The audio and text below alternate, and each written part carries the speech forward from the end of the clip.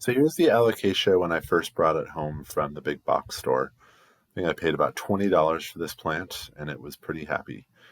It soon became very unhappy because I tried to grow it as a houseplant and it does require quite a bit of light. So it drooped here, and what I did is put it directly in full sun in a good spot in the garden. It lost a couple of those early leaves, but started to develop again strong new leaves that were much firmer. And it was a compact plant. It started over effectively from a new plant. So in this bed, it is growing next to a big canna lily and sweet potato in its base. And at one point, I realized that I wanted it to be the star of the show and grow to its full potential. So I pulled out the sweet potato and the canna lily. And once that happened, the Sarian really took off and grew to its full potential.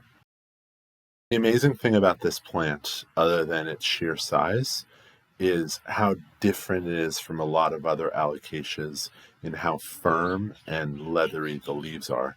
So many alocasias have very soft, delicate foliage. That is not the case with this plant. Very firm, very woody, leathery leaves.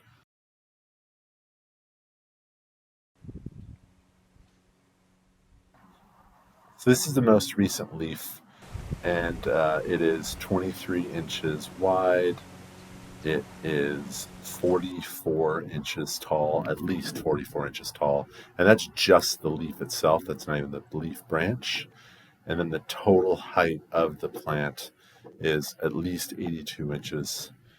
So the leaves themselves are very firm, very leathery when they're mature. But when they come out, they look like this. They're very soft, very delicate as they unfurl. Propagation is done by division, so all of these small plantlets were removed from the main plant and just put in the ground.